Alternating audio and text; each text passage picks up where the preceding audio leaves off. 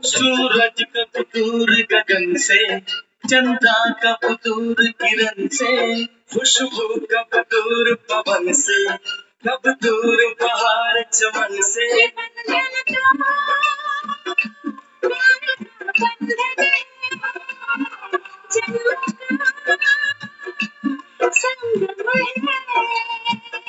ये बंधन तो प्यार का बंधन है, जन्म का संगम है।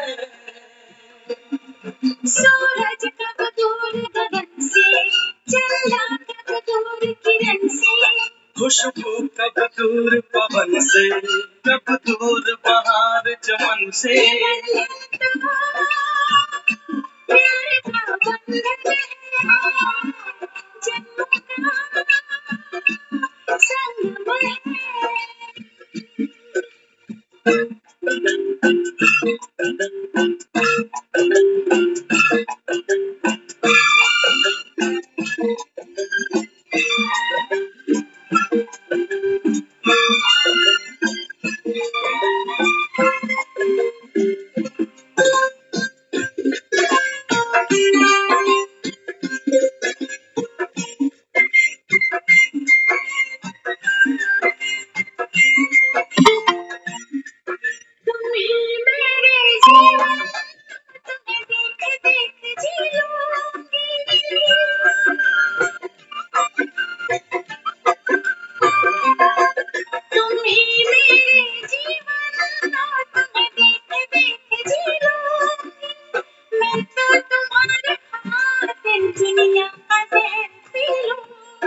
तेरे पावन चरणों में आकाश झुका देंगे हम, तेरी राह में जो शोले हो तो खुद को बिछा देंगे हम। ये बंधन तो प्यार का बंधन है, जन्म का संगम है। ये बंधन तो प्यार का बंधन है, जन्मों का संगम है।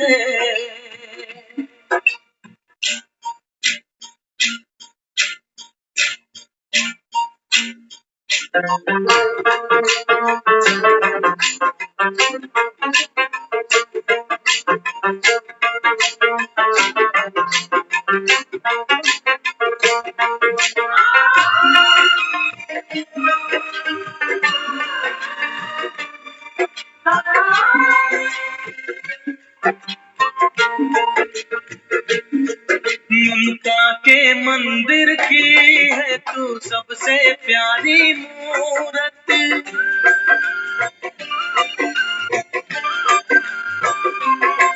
ममता के मंदिर की है तू सबसे प्यारी मूरत। भगवान नजर आता है जब देखे तेरी सूरत, जब जब दुनिया में आए तेरा ही आंचल, जन्मों की दीवारों पर हम प्यार अपना लिख जाए। ये बंधन तो प्यार का बंधन है, जन्मों का संगम है। ये बंधन तो प्यार का बंधन है, जन्मों का संगम है।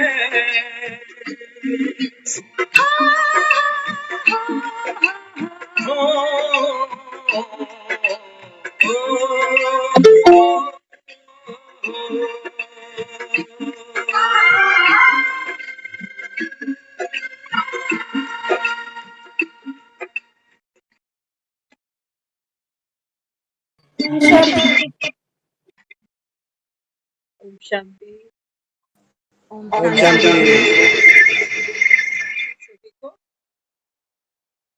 ये बंधन तो प्यार का बंधन। बाबा समझाते हैं, बाबा कहते हैं मुझे सूरज कब दूर गगन से, चंदा कब दूर किरण से, कब दूर बहार चमन से, ये बंधन तो प्यार का बंधन। और दुनिया में दुनिया के बंधन।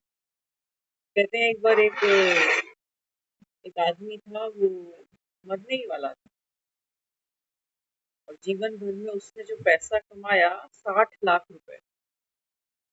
60 लाख, 60 लाख। तो कहने लगा, उसके 3 पक्के दोस्त थे, बहुत पक्के दोस्त, आंख बंद करके भरोसा कर सकता था इन तीनों के ऊपर।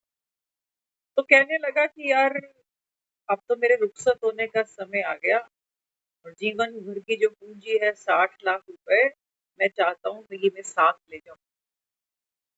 तो दोस्त कहने लगे, यार ये तो हो नहीं सकता, साथ तो सुई की नोक भी नहीं जाती।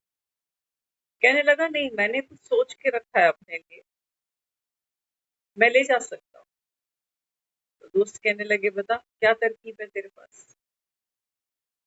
तो कहने लगा, देख मैं तो मर ही जाऊंगा, तो जब तुम मुझे दफनाओगे ना, तो मैं तुम तीनों को 20-20 लाख रुपए दे देता हूँ। दुनिया पे तो भरोसा नहीं करता, लेकिन तुम तो मेरे पक्के दोस्त हो, तो जब वहां मुझे दफन करो तो 20-20 लाख रुपए तीनों वहां आकर चुपचाप, किसी को पता ना चले, वही कहता मेरे पास छोड़ दे, मैं अपनी कमाई पूंजी अपने साथ ले जाऊं, किसी को पता भी नहीं चले। और तीनों दोस्त थे, बड़े वफादार थे। तो कहने लगे, ठीक है, अगर यही तेरी इच्छा है आखिरी, तो हम जरूर इसको पूरा करें। तो तीनों दोस्तों को 20-20 लाख रुपए इसने दे दिए और चला गया दुनिया से। तो जब इसको वहां दफन करने लगे, तो चुपचाप से एक दोस्त था, उसने 20 लाख रुपए चुपचाप वहां छोड़ दिए। दूसरा आया, उसने 20 लाख रुपए चुपचाप छोड़ दिए। और तीसरे को भी देखा वहां खड़े हुए, तो वो भी वहां गया और चुपचाप छोड़कर आ गया। अब जब ये सब खत्म हुआ सीन, तो ये तीनों आपस में मिले, तीनों दोस्त, 20-20 लाख रुपए जिनके पास। तो शराब पी रहे हैं और आपस में कह रहे हैं कि हमारा तो एक अच्छा दोस्त आज दुनिया से चला गया। और देखो कितना भरोसा हम पे करता था, 20-20 लाख रुपए देके गया और कहा कि ये जब दफनाओ तो मेरे साथ इनको रुखसत कर दे। तो एक दूसरे से पूछने लगे, कहते तूने कितने पैसे रखे। तो ईमानदार थे, उसने कहा मैं तो जैसे उसने दिए थे एज इट इज छोड़ कर आया, पूरे 20 लाख। मरते का कौन कर्जा सर पे ले, तो मैं तो पूरे के पूरे 20 लाख छोड़ के आया। दूसरे से पूछा तू, कहते यार कमाल कर रहा है। हम उसके पक्के दोस्त थे, किस बात के, 20 लाख पे ईमान डोल जाएगा हमारा। मैं भी पूरे 20 लाख रुपए रख के आया। और तीसरे से पूछा, तीसरा मारवाड़ी था, तीसरे से पूछा तू बता, पूछा बैठा, तू कुछ नहीं बोल रहा, तूने कितने पैसे रखे। कहने लगा कि मैंने उसके दिए पैसे नहीं रखे। कहता मैं तो उसको 60 लाख रुपए का चेक देकर आया हूँ और जो तुमने 40 रखे थे ना, वो मैं साथ ले आया। मारवाड़ी ने क्या किया, एक चेक बना दिया 60 लाख का इसके नाम पर और इसकी कब्र में वो छोड़ दिया। और 40 लाख जो कैश दूसरे दोस्तों ने रखा था, वो चुपचाप घसीट के घर ले आया। कहने लगा बात तो पैसे की, इतने नोटों के बंडल कहाँ छाती पे बोझ उठा के घूमता, तो मैंने तो एक चेक से ही उसको रफा दफा कर, बात की बात रह गई और पैसे का पैसा हड़प लिया। बाबा कहते हैं ये संसार के बंधन है। पीछे वाले सब मारवाड़ी, हमारे जो पीछे होंगे ये सब मारवाड़ी है।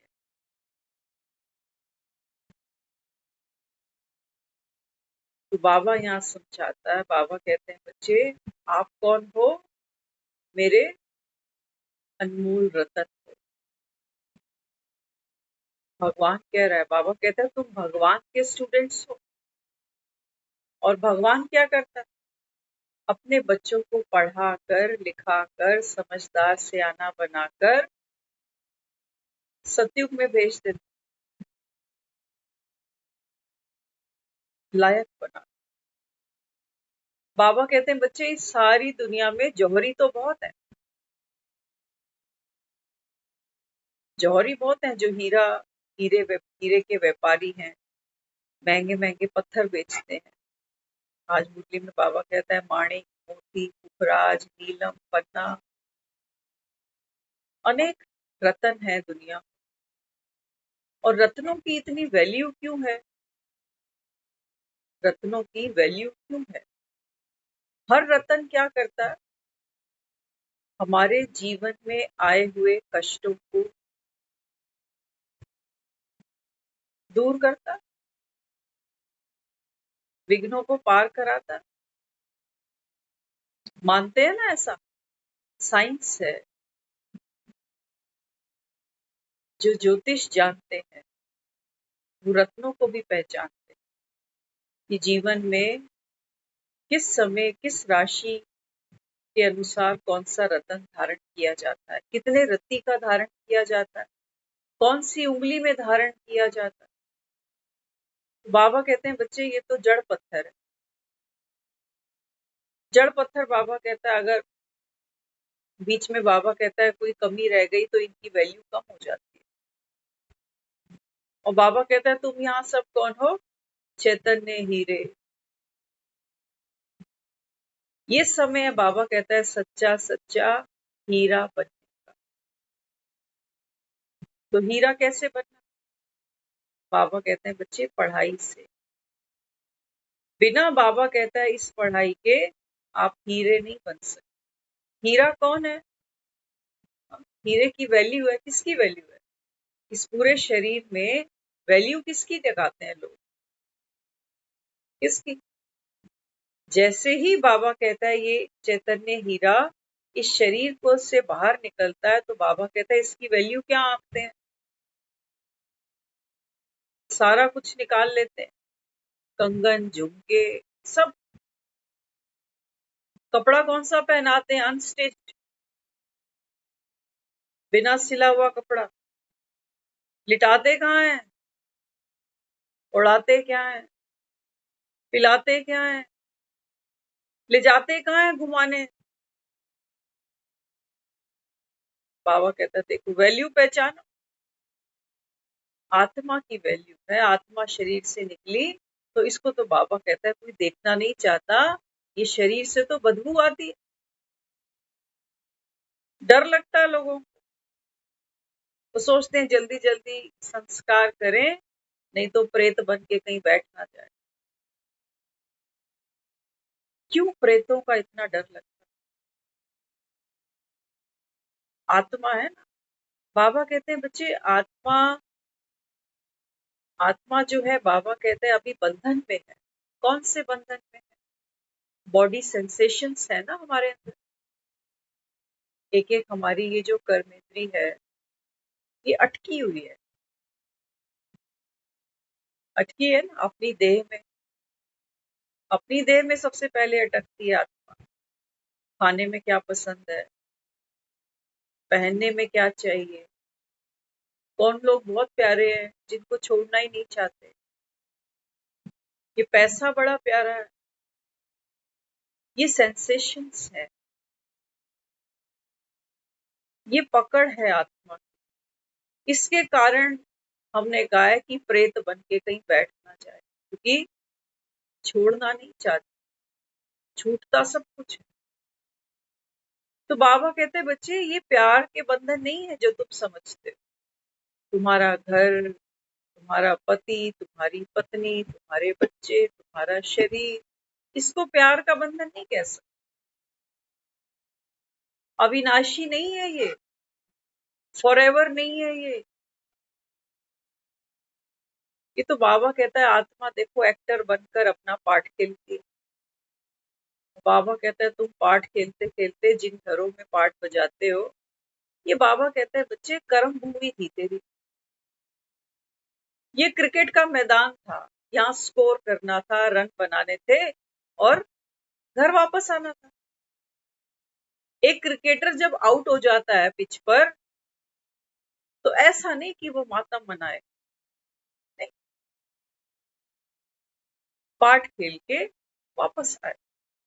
और बाबा कहते हैं तुम आउट होते हो तो पीछे के सारे प्लेयर रोते हैं, पूरी जिंदगी ही रोते हैं, बड़ा अच्छा, इसकी जगह अब रन कौन बनाएगा, नोट कौन कमाएगा, बच्चे कौन पालेगा। बाबा कहते हैं बच्चे तुमको रन कौन से बनाने थे, हाँ, दुआओं के रंग कमाने थे, संस्कारों के रंग बाबा कहते हैं तुमको बनाने थे। और तुमने क्या किया, तुमने मोह के रंग बनाए, बंधे ना, जिसको तुमने बांधा उसने तुमको भी तो बांधा। जब एक गांठ बांधते हो ना, तो एक रस्सी अगर अपने सामने रखो तो रस्सी के दो छोरों को आपस में मिलाया जाए, तब गांठ। अब हमने अपना सुख इनसे मांगा, ये एक रस्सी है, ये दो छोर है रस्सी के, सपोज एक रस्सी है, एक किनारा ये, एक किनारा ये, एक किनारे पे मैं हूं, एक किनारे पे वो साधन है, वो पदार्थ है, वो लोग हैं, इनसे मुझे सुख मिलता है, तो जिनसे सुख मिलता है वो पास आते आते बंध जाते। अब बाबा कहते हैं बच्चे ये साधन, ये पदार्थ, ये व्यक्ति, ये सब टेम्परेरी था, टेम्परेरी था। बाबा कहते हैं जब इसका अभाव होगा तब तब रोएगा ये वो बकरा है कि जिसके गले में रस्सी नहीं होगी तो ये रोएगा, कहेगा मैं किसके बहाने जीऊं, मेरा अब दुनिया में है ही कौन।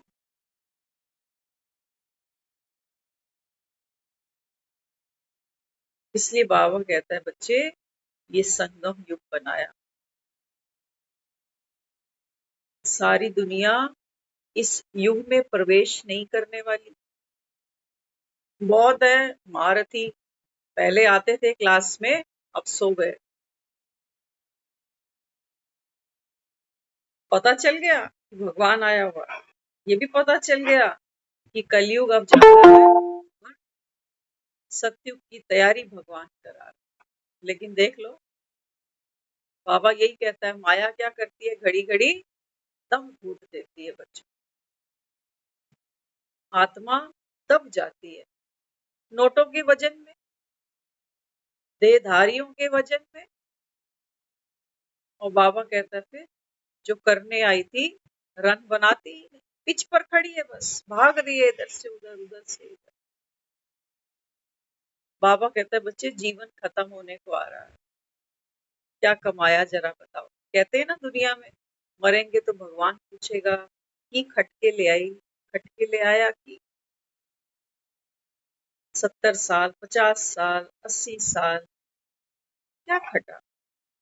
हम कहेंगे हमने मकान बना लिया, किराए से अपना मकान बनाया, अपने मकान से बच्चों को 4 फ्लोर और तैयार करके दे दिए, बेटी की शादी करा दी, कौवे ले आए। बाबा कहते बच्चे आत्मा थी अविनाशी, और बाबा कहते बच्चे अविनाशी आत्मा विनाशी चीजों के पीछे बिकती गई, बिकती गई, बिकती गई। ऐसे थोड़ी मकान दुकान बनती, ऐसे नहीं बनती। बाबा कहते हैं बच्चे मन का सुख, मन की शांति, ये सब दाव पे लगता है। और खटते क्या हो, मकान दुकान जब बनाते हो तो क्या खटते हो, खटना मन कमाई, अहंकार, जितनी बड़ी सीट मिलेगी उतना बड़ा अहंकार होगा कि मैं छोटा आदमी हूँ क्या, अब दफ्तर में तो बाबू था, लोग चाय पूछते थे, सलाम करते थे, गाड़ी तक बिठाने जाते थे। घर में बाबू नहीं हूँ, घर में पत्नी चाय नहीं पूछती, कहती है मेरी भी बना लेना। बच्चे एक आवाज पर सामने आते नहीं। अब इस बाबू को बड़ा दुख होता है, अहंकार है। बाबा कहते हैं बच्चे आपने खटा क्या, आपने खटा अहंकार, आपने खटा क्रोध, मेरी सुनते ही नहीं, मेरी औकात ही नहीं है। बाबा कहते हैं क्रोध खटा, लो मेरा पैसा है। बाबा कहते हैं बच्चे अंत में दोस्तों को दे देना 20-20 लाख रुपए, कि भैया तुम ईमानदार हो, मेरे साथ लपेट के रख देना इनको, पीछे ये सब मारवाड़ी। ये कहेंगे ये क्या करेगा जाता हुआ अभी, हम तो इसके नाम पर पंडित को दान दे दे, मंदिर में एक मूर्त लगवा देंगे इसके नाम की, कहीं एक पंखा टांग देंगे इसके नाम का, कोई प्याऊ खोल देंगे इसके नाम का। ये मारवाड़ी, मलाई खुद खाएंगे ये। इसलिए बाबा कहता है बच्चे जो करना है भगवान तुम्हारे सामने बैठा है। दुनिया में लोग कहते हैं ना हाथ का दान, पीछे से हमारे किसी ने क्या किया, वो दान उसको लगेगा, वो कर रहा है, उसका कर्म है, हमारा नहीं है। तो बाबा कहते हैं बच्चे जीते जी अभी भगवान तुम्हारे सम्मुख बैठा है, क्या करते हो सारा दिन। बाबा कहता है मेरे नाम पर सारा दिन क्या करते हो, पूछ रहा है।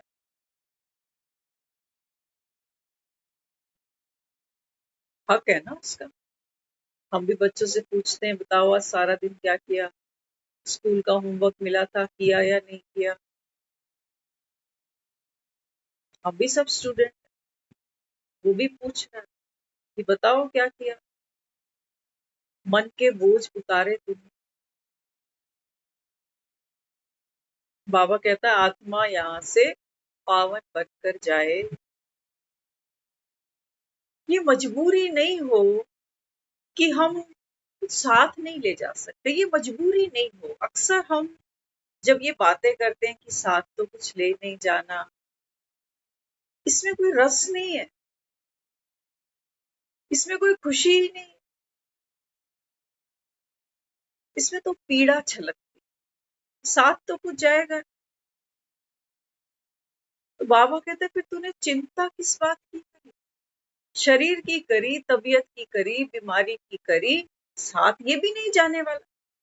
अब बता कौन सी चिंता खा रही है, पत्नी की, पत्नी बीमार है। हम बैठते हैं कई बारी, तो बहुत से ऐसे लोग भी हैं जो बाबा का ज्ञान तो नहीं समझते, लेकिन कई बार वो बात करते हैं, कहते हैं हॉस्पिटल से आए घर में तो होना तो ये चाहिए था बिल्कुल भला चंगा होके, एक आधी कोई गोली दे देते, ये क्या सारा दिन ये गोली वो गोली ये गोली, ऐसे ऐसे ऐसे। आत्मा दुख हो रही अनजाने। तो हमने उनको बोला, मैंने कहा देखो ये गाड़ी है ना, शरीर है ना, ये शरीर भी एक मशीन, ये इतना जीवन चलती गई चलती गई चलती गई, तब आपने कभी इसको धन्यवाद तो नहीं किया होगा, कभी शुक्रिया नहीं कहा होगा कि इतना मेरा जीवन बिना गोलियों के ही चल पड़ा बाहर। लेकिन आज एज भी है ना, ओल्ड एज फैक्टर भी होता है। और बाबा कहता है बच्चे मार्कंडे ही बैठ के ये ज्ञान सुनेंगे, बाकी नहीं सुन। तो हमने उनको कहा, मैंने कहा देखो ये जो आप दवाइयां खाते हो, ये तो भगवान कहता है ये कलयुग का ड्राई फ्रूट, आप इसको ड्राई फ्रूट समझ के खाओ। तो क्या जवाब दिया उन्होंने, वो कहने लगे ड्राई फ्रूट तो चबा चबा के लोग खाते हैं, मजे मजे से खाते हैं, अब ये गोलियां कोई चबाई जाती। बोला ये कड़वी होती है, ये कड़वी गोली, तो इनको तो निगलना है, निगल जाओ इनको, इन पर चिंतन नहीं करो कि कितनी खानी पड़ रही, कब तक खानी पड़ेगी। हमने बोला जब आप गोली किसी से लो ना, उसको बोलो एक काजू उठा के दियो जरा। आप ये मत कहो शुगर की दवाई, आप बोलो काजू दो, काजू समझ के खाओ उसको। तो थोड़ी सी चेहरे पे मुस्कुराहट भी थी, थोड़ा सा वो जो फियर फैक्टर था, तो देखो ये सब चलेगा, है ना, ओल्ड एज है, तो ये सब तो पार्ट है। तो बाबा कहते हैं बच्चे, आत्मा अविनाशी है, इसी शरीर के द्वारा आप यही, बाबा कहता है, सुख और दुख भोगते हो। मरने के बाद बाबा कहता है, दुनिया जो सोचती है कि मरने के बाद ये नर्क नहीं लगता,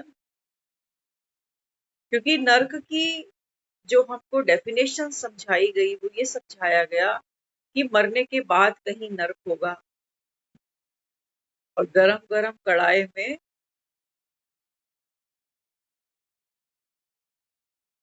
इंसान भी नरभक्षी है।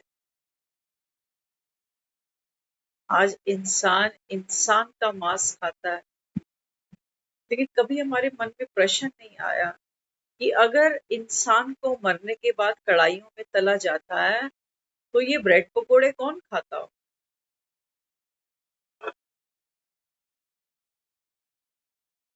क्या भगवान नरभक्षी है?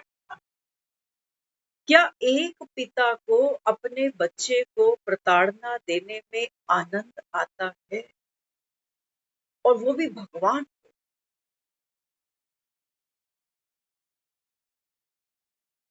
सोचने वाली बात।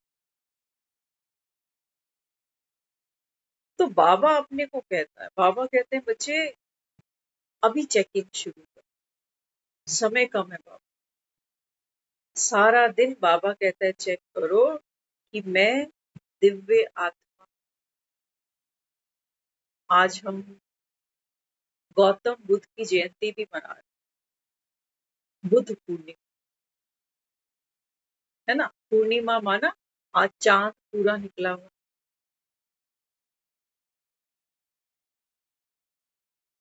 गौतम बुद्ध केवल एक नाम नहीं है, बुद्धत्व एक स्थिति, आप और हम सब के अंदर एक बुद्ध है, ये बुद्धि। गौतम बुद्ध भी एक साधारण तो इंसान, सिद्धार्थ नाम था इस, लेकिन गौतम बुद्ध, सिद्धार्थ से गौतम बुद्ध बना कैसे? जाने की तैयारी बहुत पहले शुरू कर। आप देखो, अगर आपको अगर बोला जाए कि रात के 10 बजने वाले हैं और 11:30 की आपकी ट्रेन है नई दिल्ली स्टेशन से, 5 दिन के लिए आपको माउंट आबू जाना, तो सोचो अभी आधे घंटे में आपकी पैकिंग कैसी होगी, कैसी पैकिंग होगी? कुछ भरोगे, कुछ छूट जाएगा, अफड़ तफड़ में भागे, वहां पहुंचेंगे कहेंगे ये तो भूल गया, वो तो रह ही गया, जल्दी जल्दी में तैयारी नहीं हो पाई, है ना, तो आगे जाके क्या होगा, दुख फील होगा। ये चीज पड़ी थी घर पे, वहां से उठाई नहीं, अब बाजार से खरीदनी पड़ रही, और महंगी, और धक्के अलग खाने पड़ रहे हैं, पूछना पड़ रहा है ये चीज कहाँ मिलेगी, कहाँ मिलेगी, कहाँ मिलेगी, क्योंकि नई जगह। बाबा कहते हैं बच्चे, इस दुनिया से तुमको अब हमेशा के लिए जाना। अब बाबा कहता है कोई पैकिंग करो यहाँ, या ये पीछे वाले करेंगे पैकिंग, वो तो बेचारे कर ही दे, 1 घंटे का खेल होता है सारा बस। रो लो पीट लो और इसको उठा के निकलो फिर फटाफट। झटपट काम होते हैं। किसी को हम कहते भी नहीं कि भैया ये कर देना, ये मंगवा देना, ये टेंट की कुर्सियां लगा देना। पता नहीं कैसे कोई ना कोई आगे आ जाता, फरिश्ता बन हमारी तैयारी करा रहा है, हमारे ही जाने कि भैया जल्दी विदा हो, हमें काम बहुत कर। तो बाबा अपने को क्या करा? बाबा कहते हैं बच्चे अचानक बाबा कहता है रूठ। एक प्लेयर को भी नहीं पता कि कमिंग बॉल पर मैं आउट होने वाला हूँ। पता है उसको? वो तो बेचारा तैयार है, हेलमेट पहन के लगा हुआ है, बैटिंग कर। लेकिन वो भी नहीं जानता कि आने वाली बॉल शायद ये मेरे को हेलमेट उतारने पे मजबूर कर। कौन सा वो दिन, कौन सी वो घड़ी हो, हम नहीं जानते। बाबा यहाँ समझाता है, बाबा कहते हैं बच्चे सब बोझ उतार बुद्धि से। भगवान को हमसे कुछ नहीं चाहिए। हमने उसको बहुत कुछ कहा, तन मन धन सब तेरा, बच्चे तेरे, परिवार तेरा, मैं भी तेरा। कहता नहीं मुझे कुछ नहीं चाहिए। तुम्हारा तन ये रोगी है, तन रोगी है। बचपन में कोई भक्ति करता नहीं, बचपन में खिलौने अच्छे लगते, दोस्त अच्छे लगते, जवान होते हैं तो फ्रेंड्स अच्छे लगते हैं, बियर बार अच्छे लगते हैं। बुढ़ापे में बाबा कहता है जब चारों खाने चित होते हो तब पहुंचते हो मेरे पास, चलने की ताकत नहीं। राम बोलते हो तो जीभ लड़खड़ा जाती। तुम्हारे तन का मैं क्या करूं? मुझे नहीं चाहिए। मन मन तुम्हारे रोगी है। जीते जी भी चिंता है, मरने के बाद की भी चिंता है कि मेरे बाद ये पिच कौन संभालेगा, कौन रंग बनाएगा, है या नहीं? बाबा कहते हैं धन की तो पूछो मत, धन कमा कमा के भी जेलों में बैठे। जितना कमाते हैं उतना छिपाते हैं, टैक्स छिपाते हैं गवर्नमेंट से। काला धन है तुम्हारा। बाबा कहते हैं ये मेरे कोई काम का नहीं। और जन रिश्ते, इनकी तो बात ही मत पूछो। बहुत ज्यादा चाशनी बीच में है तो बाबा कहता है डायबिटिक बच जाते, जी नहीं सकते। जैसे वो डायबिटिक होता है ना, कहता है मैं तो बगैर चीनी के तो कम से कम एक लड्डू तो खिला दूं। और कई रिश्ते ऐसे हैं जिनमें चाशनी नहीं है, जिसमें जिसमें विष है, अच्छे नहीं लगते, दम घुटता है। बाबा कहता है मैं क्या करूं? इसलिए हम सब आत्माओं के लिए ये ज्ञान का स्नान। बाबा कहता है दुनिया में जौहरी बहुत है, लेकिन अविनाशी रत्नों का जौहरी कौन है? केवल एक परमपिता परमात्मा शिव। वो अंगूठियां पहनकर बाबा कहता है तुम्हारा कुछ नहीं होने वाला। 10 उंगलियों में 10 रत्न पहन लेना, मौत तब भी आएगी, बीमारी तब भी होगी। ऐसी कोई अंगूठी बनी नहीं जिसको कोई पहन ले तो बेफिक्र बादशाह बन जाए। कोई नहीं। लोग सुच्चे मोती पहनते हैं, कहते गुस्सा नहीं आएगा। बताना कोई। करामात सुच्चे मोती की नहीं है, सुच्चा मोती ये है। रतन बाबा कहता है ये है। इस रतन को बाबा कहता है बच्चे यूज करो, पॉलिश करो। बाबा कहता है एक एक गुण को, एक एक तुम्हारे स्वभाव को बाबा कहता है निखारो। रत्नों को भी ऐसे नहीं कि रस्सी में और धागे में लपेट के कोई गले में बांधता है। रतन भी सोने की अंगूठी में, चांदी की अंगूठी में पिरोए जाते। तो बाबा कहते हैं बच्चे ये जो आप मुरली सुनते हो ना, ये मुरली क्या है?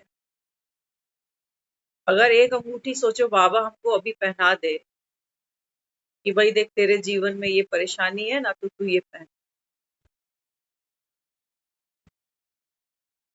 तो हमको इस अंगूठी की बहुत संभाल करनी पड़ेगी। एक बार हुआ ऐसे, एक सुनाते हैं ऐसे कि एक माँ थी, उसका बच्चा था, तो एक गुरु के पास जाती है और कहती मेरा बच्चा तो इतना बड़ा हो चुका है लेकिन अभी भी अकेले सुसु करने नहीं जाता। कहता है माँ मेरे साथ चल, मुझे अंधेरे में डर लगता है। तो इस बच्चे का हम क्या करें? तो वो जो उसका गुरु था उसने एक ताबीज बना के दिया, उनका ताबीज यहाँ पहनाना इसके, तो ये बच्चा डरेगा। अब माँ ने ताबीज पहना दी उसको, अब वो बच्चा अंधेरे में जाता था, लेकिन अब एक डर और अंदर बैठ गया, कहीं ये ताबीज खुल गई तो, कहीं गिर गई तो। एक बात और याद रखना, ये ताबीज का कमाल नहीं है कि अब ताबीज पहनने से अंधेरे में डर नहीं लग रहा, ऐसी बात। यही मैजिक है, हमारी माइंड गेम है। हम खुद को किसी साधन की वजह से सिक्योर मान लेते हैं कि ये है ना, ये गुरु जी ने दिया है, अब मुझे कुछ नहीं होगा। तो ये सिर्फ एक निमित्त बनी, रीजन बनी सिर्फ कि ये गुरु जी ने दिया और अब मुझे अंधेरे में कुछ नहीं होगा। तो ये मेरी जो थॉट पावर है, ये मिरेकल क्रिएट करेगी। बाबा कहता है अगर सोचो मैं तुमको रतन यहाँ बांट भी जाऊं, बाबा कहता है यही तो फर्क है दुनिया की जौहरियों में और मेरे में। एक पंडित बता देना, हमने तो बहुत पंडित देखे हैं, दूसरों को भी बेच रहे हैं, उनका व्यापार है, खुद भी बांधे हुए हैं अंगूठियां। दुखी भी खूब है, किसी की बहू भाग गई, किसी की बेटी भाग गई, किसी का कुछ, किसी का कुछ। ये पंडितों के हाल हैं जो पत्थर बेचते हैं। तो बाबा यहाँ समझाता है, बाबा कहते हैं ये जो मुरली आप सुन रहे हो, बाबा कहते हैं बच्चे ये ज्ञान का रतन, नॉलेज इज पावर। आप देखो ना दुनिया में हम सब, एक डॉक्टर से मिलने जाओ, बड़ा अच्छा डॉक्टर हो, बिना अपॉइंटमेंट के नहीं मिलता। फीस कितनी लेता है? 1500 रुपए। क्यों भाई? पढ़ा लिखा है ना, मेहनत की है उसने। और हमारे जैसे सारा दिन चिक चिक चिक चिक चिक चिक चिक चिक करते जाते करते, हमारे शब्दों की कोई वैल्यू हमें ही नहीं है, सामने वाले को क्या हो, हमें ही नहीं। तो बाबा कहते बच्चे दुनिया में भी तो देखो, लोग जो कमा रहे हैं उसके पीछे क्या है? पढ़ाई। पढ़ाई है ना। एक मोची भी तो बैठता है, उसमें भी एक कला है। मोची से क्या बात करते हैं? ये भी तो इंजीनियर है बेचारा, ये भी तो इंजीनियर है। हाँ, चप्पलें जोड़ रहा है। वो बड़ी बड़ी जो गाड़ियां बना रहे हैं, करोड़ों का बिजनेस कर रहे हैं, इनके प्रति हमारा नजरिया अलग। तो माना जिसमें जो हुनर है, जो कला है, जो आर्ट है, जो नॉलेज है, उसी के आधार पर वो जीवन में मान शान पैसा सुख लेता जा रहा है, लेता जा रहा है। एक जन्म के लिए, एक जन्म के लिए ये डॉक्टर भी तो जाएगा। आज जो 10 मिनट बात करने के 1500 रुपए लेता है, इसको भी तो जाना पड़ेगा। और जब ये जाएगा तो अपनी डॉक्टरी साथ नहीं लेके जाएगा। अगले जन्म में ये फिर से जाएगा स्कूल में, फिर से पढ़ेगा A for apple, B for bat. बाबा कहता है कभी कदर तो जानो, भगवान बैठकर तुमको यहाँ पढ़ा रहा है। किस लिए? बाबा कहते हैं बच्चे मैं इसलिए पढ़ाता हूँ क्योंकि तुम अभी कहाँ हो? मृत्यु लोक में बैठे।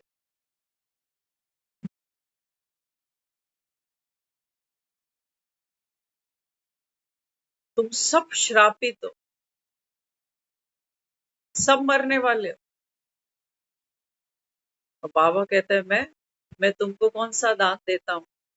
दीर्घ आयु, चिरंजीवी भव। प्रलय तक बाबा कहता है मेरे साथ बैठना, तुम्हें कुछ नहीं होगा। लेकिन हाँ, शर्त मेरी भी है। साथ बैठना माना समान बनकर बैठना।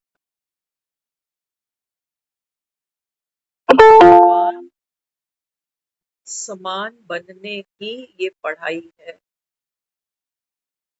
बगैर भगवान समान बने, बाबा कहते हैं बच्चे मैं तुमको इस मृत्यु लोक से नहीं निकाल पाऊंगा। क्योंकि एक भगवान ही है जिसके लिए हम कभी नहीं कहते कि भगवान भगवान को प्यारा हो। कहा कभी हमने? हमने दुनिया में इंसानों के लिए कहा है कि फलाना पूरा हो गया, भगवान को प्यारा हो। बाबा कहते हैं बच्चे ये पढ़ाई तुम पढ़ोगे, मेरे प्यारे बनोगे तब। भगवान का प्यारा बनना इतना आसान नहीं है कि जिंदगी भर तो हम इस कोले की दलाली में मुंह काला करते रहे, तेरे मेरी के पीछे,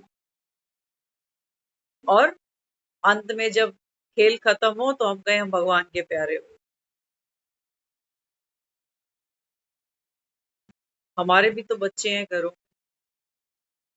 हमारे बच्चे पूरी जिंदगी मनमानी करते रहे, ना पढ़े ना लिखे, शराबी कबाबी। प्यारे होंगे हमें ऐसे बच्चे? दुर्भाग्य मानेंगे हम कि ये कैसी औलाद मुझे ना ही होती तो अच्छा।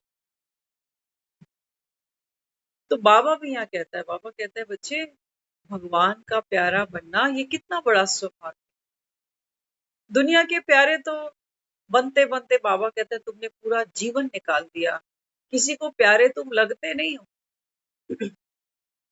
जब तक गाय दूध देती है तब तक अच्छी लगती है बस। जिस दिन गाय ने दूध देना बंद करा उस दिन बोझ बन जाता, बोझ बन जाता। ये और बात है, हम देखते हैं कई जगह बूढ़े लोगों को पेंशन आती है तो घर के चला लेते हैं, कह रहे हैं ये बैठा रहे, दो रोटी तो खाएगा, पेंशन तो मिल। जिसकी पेंशन नहीं आती उसकी तो कितनी दुर्गति है। बाबा कहते हैं बच्चे ये वो मृत्यु लोक है जहां मृत्यु केवल अंतिम दिन नहीं आती, रोज आती है। इंसान रोज मरता है, पल पल, पल पल रोज मरता है। और बाबा कहते हैं बच्चे मैं तो भगवान हूं, तुम्हारा सदगति दाता। सदगति क्या होती है? बाबा कहता है ये कोई नहीं जानता। तो सोचते हैं जब चार कंधे टाइम पर मिल जाएं, अस्थियां गंगा जी में प्रवाह हो जाए, 13वीं ठीक से हो जाए, इसको लोग सदगति मानते हैं। बाबा कहते हैं बड़े मूर्ख हो, बड़े मूर्ख। बाबा कहते हैं बच्चे सदगति किसको चाहिए? किसको चाहिए? ये पुराने फटीचर कपड़े को? इसको? बाबा कहते हैं मुक्ति किसको चाहिए? जो आत्मा इस तख्त पर बैठकर ये ज्ञान सुन रही है उसको। तो बाबा कहते हैं मुक्ति माना फ्रीडम। बाबा कहते हैं फ्रीडम माना जीते जागते पंछी को जीते जागते अपने पंखों का आभास हो कि मैं उड़ सकता हूँ ना, कि पंख है मेरे पास। फिजूल पिंजरे में इतना जीवन मैंने निकाल दिया। ये सुख लिया ही नहीं कभी जो भगवान ने ये पर मुझे दिए थे, नीले गगन में झूमने के लिए। और मैं चार दानों के पीछे इस पिंजरे में ही रह गया। और स्वतंत्रता स्वतंत्रता स्वतंत्रता चिल्लाता रहा। कि भगवान आज की मुरली में आया है, बाबा ने सुबह कहा है। बाबा कहता है बांधेलियां है ना, ये पूछती हैं बाबा हमारे बंधन कब कटेंगे, क्या हम बच्चों को पीट सकते हैं? बाबा कहते हैं बच्चे आजकल के बच्चों की तो तुम बात मत पूछो। बाबा कहते हैं बस क्या करो, आत्म सिमरण करो कि मैं कौन हूँ। तो बाबा कहता है तुम्हारे पंख खुल जाएं, कोई तुमको बांध नहीं सकता। सचमुच एक बार नजर तो डालो अपनी जिंदगी पर। 2 दिन 4 दिन कहीं घर से जाना पड़ता है ना, तो दम सा घुटता है, हाय पीछे क्या करे। एक मन करता है चला जाओ, फिर सोचता हूँ पीछे क्या हो, कहते मैं जा नहीं सकता। बाबा कहते हैं बच्चे शरीर में रहते ग्रस्त व्यवहार निभाते, बाबा कहते हैं ट्रस्टी बन। ट्रस्टी बन, ट्रस्टी बन। बाबा कहते हैं ट्रस्टी का मतलब क्या है कि जब तक मैं यहाँ हूं, भगवान की दी हुई ड्यूटी सर माथे। किसकी दी हुई ड्यूटी? भगवान की, इनकी नहीं। ये जो 4-6 लोग घर में घूम रहे हैं, इनकी ड्यूटी ये नहीं छोड़ेंगे हमें। जब तक शरीर में श्वास चल रही है, हड्डियों में दम है, ये नहीं छोड़ेंगे। अरे किसी को नौकर मिल जाए बिना सैलरी का, किसको बुरा लगेगा? और नौकर भी कैसा, ईमानदार, वफादार, केयरिंग। बाबा कहते हैं बच्चे ये आत्मा की शक्तियों को चूस जाता है, जिसको तुम केयरिंग मानते हो। चिंता है साथ में, काम तो है, काम की चिंता है, ये पड़ा वो पड़ा वो पड़ा। अच्छा फिर जिनको करके दे रहे हो, इनकी भी चिंता है। तो बाबा कहता है फिर जैसे किसी को करंट लग जाए ना, तो बिजली क्या करती है, सारा खून चूस लेती है। ऐसे ही बाबा कहता है ये विकार क्या करते हैं, आत्मा को चूसते हैं। हमारा मोह, हमारा लोभ, हमारा अहंकार, हमारी ईर्ष्या, ये हर चीज बाबा कहता है जैसे आत्मा को चूस रही है। इसलिए अंदर से हम खाली हैं, खोखले हैं, घुटन है, उदासी है। कुछ है थोड़ी, हमारे अंदर कोई जीवन नहीं है, हमारे अंदर कोई संगीत नहीं है।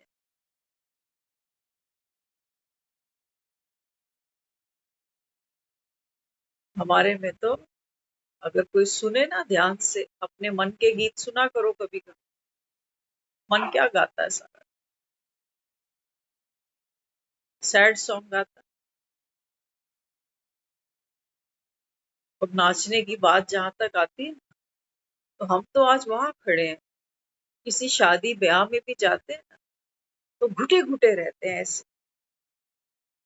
किसी ने पैसा देके कितना कुछ अरेंज किया, बैंड बुलाया, लाइटिंग बुलाई, ढोल वाले बुला लिए, हम खड़े हैं ऐसे बुद्धू बन।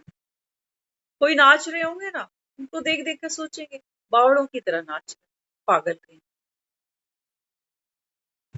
हम समझदार हैं क्योंकि हम घुटे पड़े हैं अंदर, हमारे पांव ही नहीं उठते, मन भारी है हमारे। कोई एक मस्ती में नाचता है, लोग कहते हैं कि खिसक गया। लेकिन बाबा कहता है बच्चे वाह वाह रे मौज फकीरों। जो फकीर है, समझना हमने फकीर किसको कहा। हमने फकीर शायद उसको मान लिया है जो जो भिक्षा का पात्र लेके भीख मांगता है, उसको हमने फकीर कह दिया। या जिसके पास में डुप्लेक्स नहीं है, बड़ा फ्लैट नहीं है, वो फकीर बन गया। जो टाई पैंट शर्ट नहीं पहनता, भगवा पहनता है, उसको हमने फकीर कह दिया। नहीं, बाबा कहते हैं बच्चे असली फकीरी क्या है? असली फकीरी है, बाबा कहता है बच्चे जब आप इस संसार की फिक्रों से फारिग हो जाते हो, ये असली फकीरी है। और ऐसा फकीर अपनी मस्ती में ना नाचे तो हो नहीं सकता। ऐसा कौन सा शराबी होगा जिसके पाँव लड़खड़ाते ना हो? ये मस्ती है उसकी, इसको आप कैसे बांध दो? तो अगर हमारे जीवन में नृत्य नहीं है, और माफ करना, नृत्य का मतलब वो नहीं समझना कि किसी डांस कंपटीशन की बात होती है।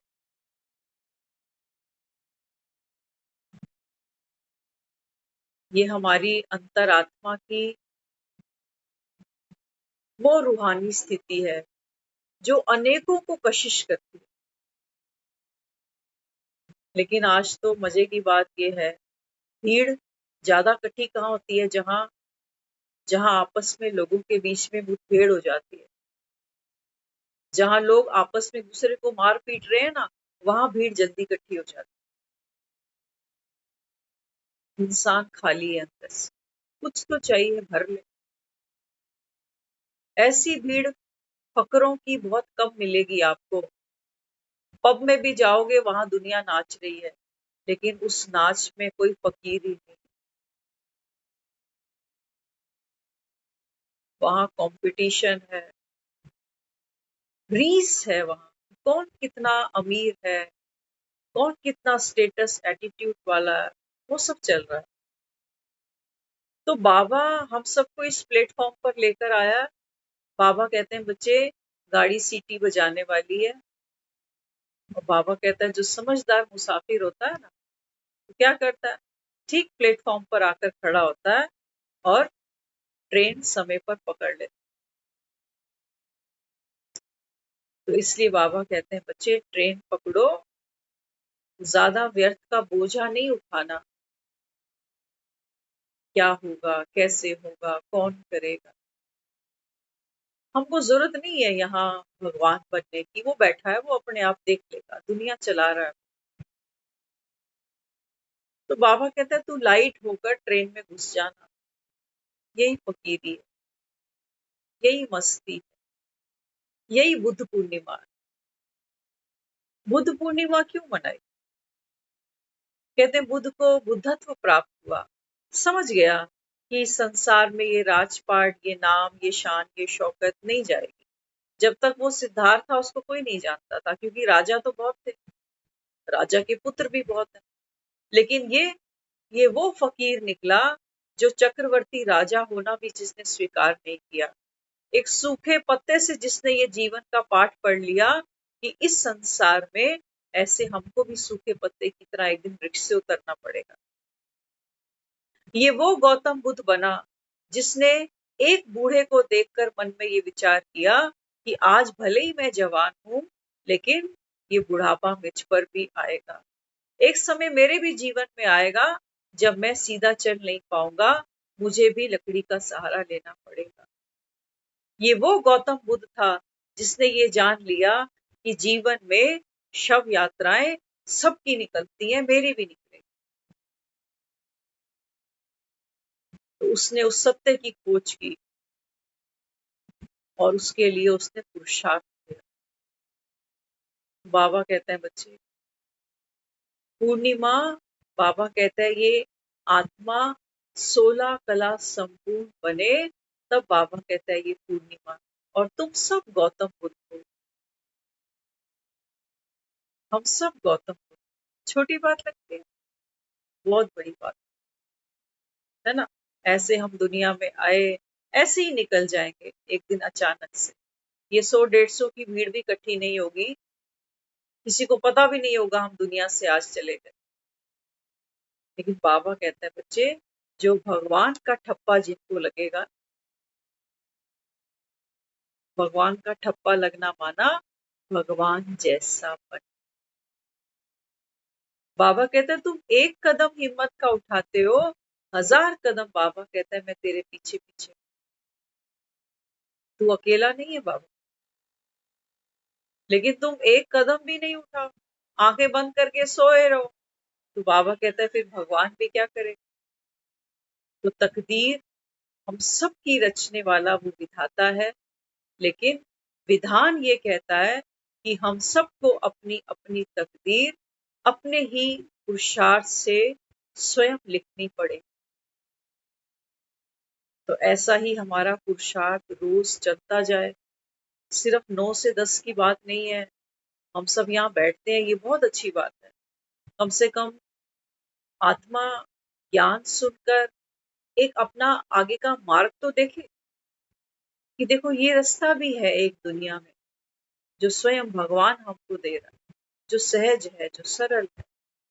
लेकिन इस 10 बजे के बाद जो हमको अगले 23 घंटे मिलेंगे, बाबा कहते हैं बच्चे वहां अपनी चेकिंग भी करना साथ साथ कि मैं कितना सहज रहा। बाबा कहता है फिर आत्मा सहज, बाबा कहता है अपनी स्वयं की पूर्णमासी खुद मनाए। बर्थडे, बाबा कहते हैं दुनिया में कोई जन्म इतना वैल्यूएबल नहीं है जितना शिव अवतरण। तो बाबा कहते हैं मेरा अवतरण तुम बच्चों से ही है। तुम, बाबा कहता है जब बाप समान बनते हो तब दुनिया मुझे जानती है, नहीं तो किसी को पता भी नहीं चला कि मैं आया कहाँ से और गया। ओम शांति।